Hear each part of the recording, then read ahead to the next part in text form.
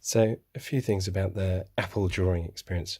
The first thing that I really noticed is the Apple Pencil. This is the first gen one, which is now usable on the iPad Air and even actually the latest iPad Mini. It's it's huge. For comparison, that is it. Let's kind of get those level compared to a normal pen. So it's a good chunk longer. The other thing is in terms of kind of the magicalness, we're suddenly freaked out that the way that you charge this is you pop off the lid there and there's a lightning connector, which is fair enough. However, if you want to charge it, there is an adapter, or you stick it into the bottom of the iPad like that, which now means you've got the kind of pencil sticking out, kind of like a giant lollipop, which just feels like a recipe for something going to break. But it does charge very, very quickly, and that little lid just pops back on and is magnetic. So yeah, that's okay. In terms of the experience actually drawing, it's pretty fast. You can see there's a little bit of lag there, but pretty responsive, and it responds to pressure levels as well. So yeah, okay. Overall good.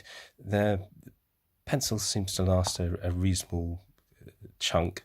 Certainly not a day or anything like that, but it charges up back to kind of 10-15% in literally just a minute or so. So if it does go flat, you can pop it back in and charge it, and off you go.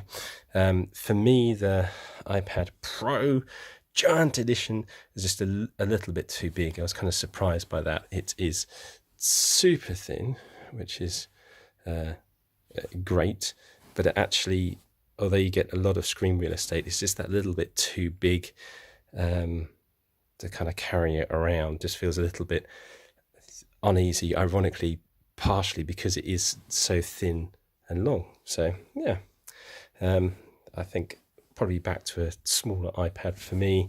And again, in terms of pencil experience, comparing what I'm used to, which is the dowels with the Wacom pen, I actually much prefer the feel of those.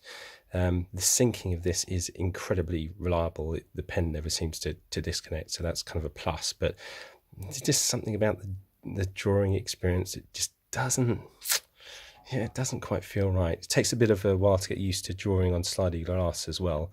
And you'll see that a lot in comments, that it's not the same feel as drawing with a pen or pencil, because there isn't that drag, because you've literally got plastic onto a piece of glass. So there we go. Interesting times.